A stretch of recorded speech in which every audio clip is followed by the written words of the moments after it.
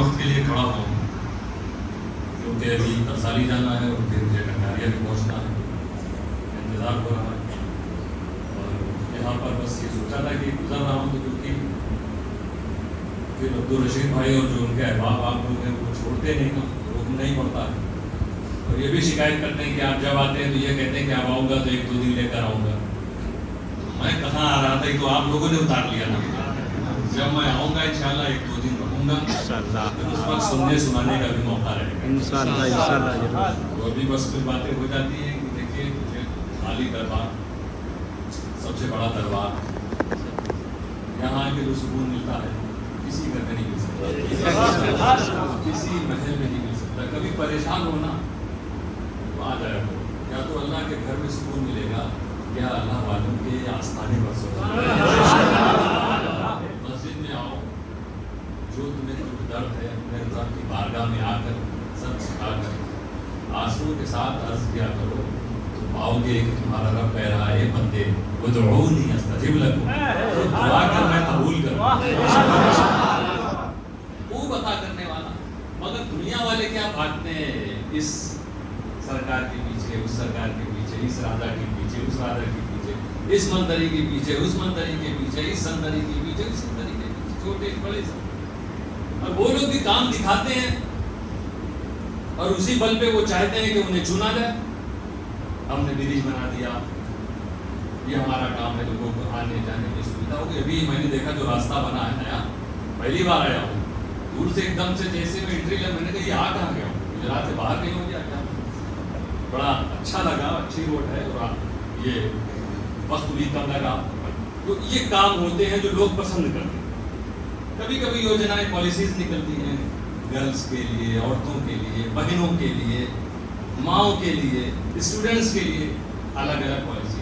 کبھی کبھی یہ بھی ہوتا ہے، دکھایا جاتا ہے کہ بھئی آپ کے اکاؤنٹ میں اتنے لاکھ آئیں گے، انتظار کرتے رہتے ہیں لوگ، وہ بعد میں کبھی دھیرے سے آواز آتی ہے کہ یہ تو جملہ تھا۔ بہرحال کام بھی جو سرکاریں کرتی ہیں، جو کر رہی ہیں، وہ گجرات اسٹیٹ، اتر پردیش، کرناٹک، وہ کہیں بھی اس کا پرچار بھی ہوتا ہے، اور اس پہ لوگ خوش ہو کے راضی ہو کے پھر کہتے ہیں کہ ہاں ایسی ہی سرکار ہو۔ اور وہ لوگ پرچار کرنے والے کہتے ہیں دیکھیے ہم نے اتنے لوگوں کے لیے روزگار بنا دیا، آپ نے ہمیں اپنے علاقے سے چنا ہے ودھایک، تو دیکھیے میں نے ایک فیکٹری ڈال دی ہے جہاں لوگوں کو روزگار ملنا شروع ہو گیا، یہ کارخانہ، یہ نئی یوجنا لے کے آیا، یہ میری سرکار بنی تو میں نے ایک اسٹیٹ میں کوئی ایسا نہیں ہے جو تعلیم سے دور ہو، کرنے والے اس طرح کرتے ہیں۔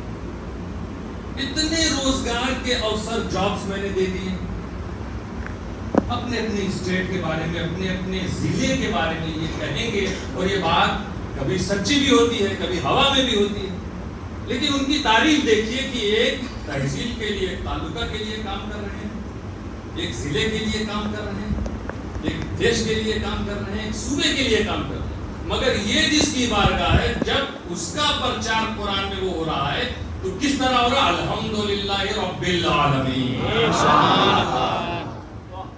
وہ کہہ رہا اس کی بڑائی بیان کرو۔ یہ چھوٹے چھوٹے راجاؤں کی چھوٹی چھوٹی بڑائی ہے، یہ دیکھو کہہ رہا بڑائی اس کے لیے ہے جو سارے عالم کو پالنے والا ہے۔ ملے گا ایسا کوئی راجا، ایسا بادشاہ؟ تو ادھر ادھر کہاں، پہلے اس کی بارگاہ میں تو آؤ، اس کی بارگاہ میں تم جس دن سر جھکا دو گے وہ بڑے بڑے راجاؤں کو تمہارے آگے جھکا دے گے۔ معین الدین چشتی کے آگے راجاؤں نے سر جھکایا، مخدوم اشرف جہانگیر سندھانی کے آگے بادشاہوں نے سر جھکایا، غوث اعظم کے سامنے وقت کے بڑے بڑے مالداروں نے سر جھکائے، اس وقت کے نوابوں نے، راجاؤں نے سر جھکائے۔ میرے دوستوں، وہ رب تعالیٰ وہ فرما رہا ہے تمام تعریف اس اللہ کے لیے جو سارے عالم کو پالنے والا ہے، قدرت ہے اس کی۔ اب وہ کہتا ہے، وہ ایسا جملہ نہیں رہتا اس کا، وہ اگر کہتا حی علی الفلاح، فلاح کے مطلب بھلائی، یہ 1.5 لاکھ 2.5 لاکھ کی بھلائی نہیں، بھلائی اب اس نے بھلائی کہا تو جتنی بھلائی تجھے چاہیے آ جا، پیسے کی بھلائی، اولاد والی بھلائی، رزق والی بھلائی، کاروبار والی بھلائی، علم والی بھلائی، کیسی بھلائی تو چاہتا، فلاح چاہیے کہتا ہے تو وہ 5 وقت اللہ کے حکم سے تمہاری مسجد کا مؤذن آواز دے رہا ہے، اللہ کے بندوں کو پکار رہا ہے. یہ خدا کا فرمان، خدا کا پیمان، خدا کا اعلان ہے، یہ جو تمہارے کانوں سے ٹکرا رہا ہے. حی علی الصلاۃ، نماز کے لیے آؤ. حی علی الفلاح، بھلائی کے لیے. کون بلا رہا ہے؟ اور بلانے سے پہلے اس نے بتایا، احساس دلایا ہے. جب 4 بار مؤذن نے کہا اللہ اکبر اللہ اکبر اللہ اکبر اللہ اکبر، اللہ سب سے بڑا، اللہ سب سے بڑا، تم کدھر ادھر پھر رہے ہو؟ وہ جو سب سے بڑا ہے، آؤ. وہ جو سب سے بڑا ہے. اور اس کے بعد کیا؟ اشہد ان لا الہ الا اللہ، میں گواہی دیتا ہوں. مؤذن کہہ رہا، رسول نے سکھایا ہے کہ میں گواہی دیتا ہوں کہ اللہ کے سوا کوئی معبود نہیں، گواہی دیتا ہوں کہ محمد صلی اللہ علیہ وسلم اللہ کے رسول ہیں. بڑائی بیان کرنے کے بعد اب کہا جا رہا ہے کہ آج بارگاہ الہی میں جھکنے کے لیے تمہیں اگر سر اونچا رکھنا ہے نا تو یہاں آؤ، جھکو. چاہتے ہو اگر سر اونچا رہے دنیا میں، اس کی چوکھٹ پہ جبھی اپنی جھکائے رکھے. دنیا تو فانی ہے، یہ مٹ جائے گی، کام جو حشر میں آئے وہ کمائے رکھے. وہاں جو کام آنے والا اسے کمائے رکھے. آؤ اپنے رب کے آگے جھکنا سیکھو، اس سے مانگو. وہ جملے والی باتیں نہیں ہے، اللہ اس سے پاک ہے. اس کا وعدہ ہے تو وہ پورا کرتا، اس کا اعلان ہے تو وہ عطا کرتا. فاذکرونی اذکرکم، اس نے فرمایا اے بندے تو میرے گھر کو آباد رکھ، میں تیرے گھر کو برباد نہیں ہونے دوں گا. میرا ذکر کر، میں تیرا چرچا کروں گا. وہ بلا رہا ہے تمہیں بھی یاد ہے فلاں کے. کتنے پریشان ہیں لوگ. آپ ہم سے بھی اپنی پریشانیاں بیان کرتے ہیں. آپ دوسروں کے آستانوں پر جاتے ہیں، وہاں عرض کرتے ہیں، ہم لوگ جاتے ہیں عرض کرتے ہیں، اپنی اپنی تکلیفیں بیان کرتے ہیں. بارگاہ الہی میں آنا بھی سیکھو، اس کو بھی تو آباد کرو. اس سے زیادہ قیمتی، اس سے زیادہ مقدس کوئی گھر نہیں. آؤ، یہاں پہ آنے والے کو ٹالا نہیں جاتا، عطا کیا جاتا. کیونکہ جب دروازے پر بندہ پہنچتا ہے تو اسی وقت اس سے کہہ پایا جا رہا ہے کہ اللہم افتح لی ابواب رحمتک. یہ لکڑی کا دروازہ، لوہے کا دروازہ، اسے کھولنے کی بات نہیں ہوتی. اگر سب سے پہلے کوئی آگے دروازہ بند ملے تو یہ اسے نہیں کھولنا، بلکہ کیا ہے؟ اللہم افتح لی ابواب رحمتک، کہ اللہ اپنی رحمت کے دروازے کھول دے. آنے والا رحمتوں سے مالا مال ہونے آیا، وہ خدا کے دروازے، رحمت کے دروازے اس کے لیے کھل چکے ہیں، لیکن آنے کو لوگ رہ جاتے ہیں. یہی ہماری سب سے زیادہ ظلم حالی کا سبب ہے، ہمارے برا حال ہونے کا یہ سبب ہے. آج جو ہم ستائے جا رہے ہیں، ہماری ویلیو ختم ہو رہی ہے لوگوں کی نظر میں. اس لیے کیوں؟ کیونکہ ہم نے خود اپنی ویلیو کو پہچانا ہی نہیں. ہم نہیں جانتے ہیں کہ وہ صحابہ جو نکلا کرتے تھے کس طرح نکلا کرتے تھے، جن کے بارے میں ہے کہ دشت تو دشت ہے، دریا میں نہ چھوڑے، جنگات میں دوڑا دیے گھوڑے. ہم نے جدھر گئے سیرت مصطفیٰ لے کے گئے، کردار لے کر گئے. تلوار لے کر آنے والوں نے صرف اسلام نہیں پھیلایا، ان کے ساتھ کردار بھی ہوا کرتا. ساتھ میں کردار ہوگا تو تلوار ظلم کے خلاف اٹھے گی، ظلم کے لیے نہیں. یہ پہچان ہوتی. تلوار اٹھانے والا ظالم بھی ہوتا ہے، وہ تلوار اٹھانے والا عادل بھی ہوتا ہے. میرے دوستوں، حضرت غازی سرکار سالار مسعود غازی، ان کے ہاتھوں میں تلوار بھی تھی، کردار بھی تھی. ظالموں کے ظلم سے لوگوں کو بچا بھی رہے تھے، اور جو اسلامی کردار اسے پھیلا بھی رہے.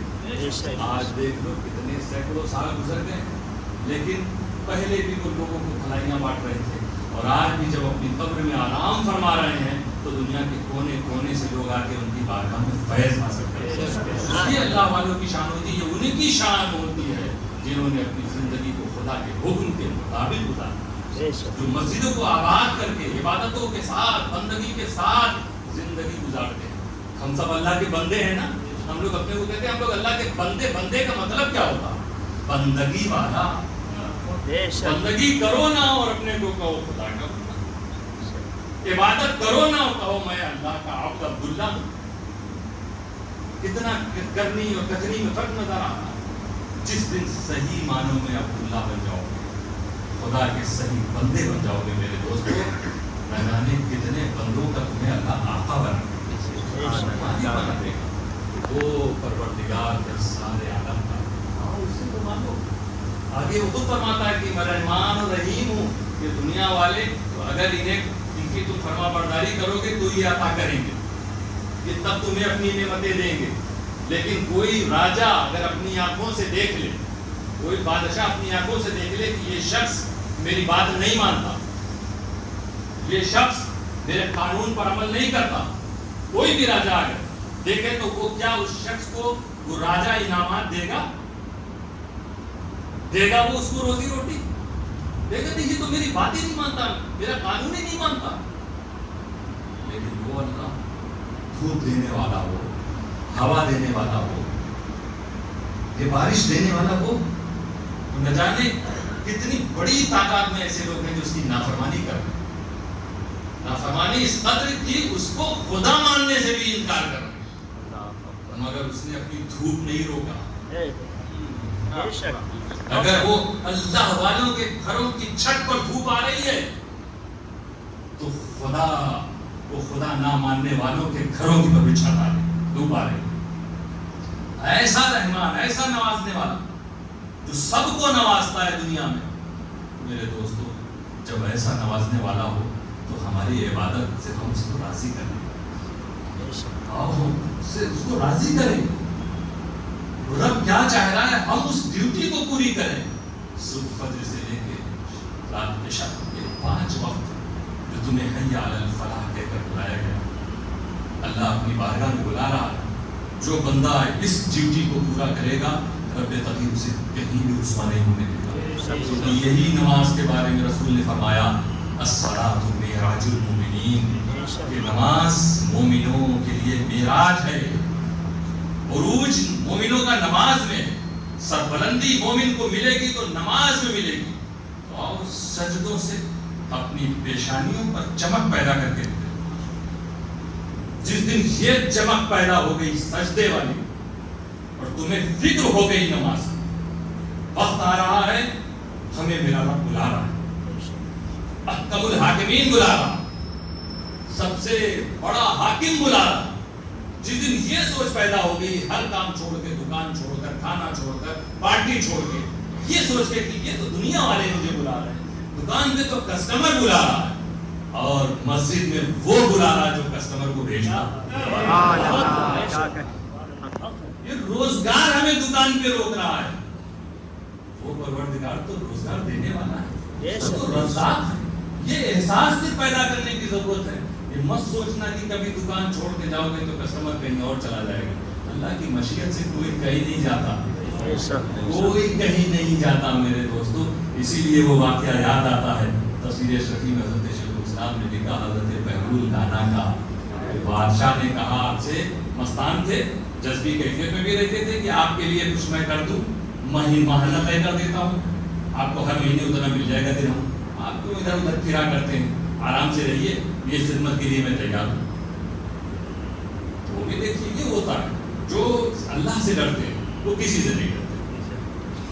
انہوں نے کیا کہا، چاہتے تو چپ رہتے، کہتے تھے نہیں رہنے دو، مجھے اس کی کوئی ضرورت نہیں. کہتے ہیں کہ نہیں، اگر تیرے اندر 3 چیز ہوتی تو میں تیری بات مان لیتا. کیونکہ یہ اللہ والے آتے ہیں، چاہے بادشاہ ہو چاہے وزیر ہو، سب کی اصلاح کے لیے آتے ہیں، سب کے دلوں کو روشن کرنے کے لیے آتے ہیں. وہ یہ کیا کہہ دیا انہوں نے، کون سی چیز 3 جو میرے اندر نہیں ہے؟ اولاً یہ کہ تجھے یہ نہیں معلوم کہ مجھے کتنا چاہیے، اور یہ نہیں معلوم کہ کب چاہیے. تیسری بات یہ ہے کہ اگر تم مجھ سے ناراض ہوگا تو جو کچھ دیتا ہے وہ بند کر دے گا. تو مجھے ایسا وہ ہستی چاہیے، وہ ذات چاہیے جو اس میں یہ 3 چیز ملے، جسے علم ہو کہ مجھے کیا چاہیے، جسے علم ہو کہ مجھے کتنا چاہیے، اور اگر میں نافرمانی کروں تو ناراض ہو کے روزی بند نہ کرے. وہ ذات اللہ کی ذات ہے. مجھے تیری ضرورت نہیں ہے بادشاہ، میرا اللہ میرے لیے کافی ہے. رزق دینے والا وہ ہے، اس کا وعدہ ہے کہ رزق میں دوں.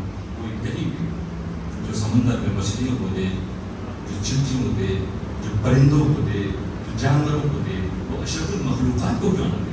اور اشرف المخلوقات میں وہ انسان جو اللہ پر ایمان لا چکے ہیں ان مومنین کو کیوں نہ دے؟ اور وہ مومنین میں بھی وہ جو اس کے محبوب مصطفیٰ کے امتی ہو، انہیں کیوں نہ دے؟ آؤ امتی، سچے امتی بن کے ہوئے۔ نبی کا ایسا کون صحابی تھا جو عبادت سے دور ہے؟ صحابہ کی صحبت میں رہنے والے ایسے کون لوگ تھے جو عبادتوں سے دور رہتے تھے؟ وہ چیز اپناؤ، وہ ہنر پیدا کرو۔ وہ ہنر کیا ہے؟ کہ تمہارا دل عبادت میں لگے، تم رزق حلال کی طرف آؤ، تم اچھے کاموں کی طرف آؤ، تم جھوٹ فریب سازشوں سے باز آؤ، تم آؤ اتحاد اور اتفاق کی بات کرو۔ تم کہیں جاؤ تو ٹوٹے ہوئے دل آپس میں ملتے نظر آئیں، کہیں جاؤ تو افتراق کے ماحول میں اتحاد پیدا ہو جائے، تم کہیں جاؤ تو لوگوں کے دلوں کو خوشی اور مسرت حاصل ہو جائے، لوگ تمہارے اگلے سفر کا انتظار کرنے لگے جیسے کبھی محدث اعظم کا انتظار ہوتا، شیخ الاسلام کا انتظار ہوتا، اس طرح مفتی اعظم ہند کا انتظار ہوتا، مجاہد ملت کا انتظار ہوتا۔ یہ تھے ہماری ملت کے ہمارے قائد، جنہوں نے درس دیا بندگی کا، درس دیا محبت کا، جنہوں نے درس دیا اتحاد و اتفاق کا۔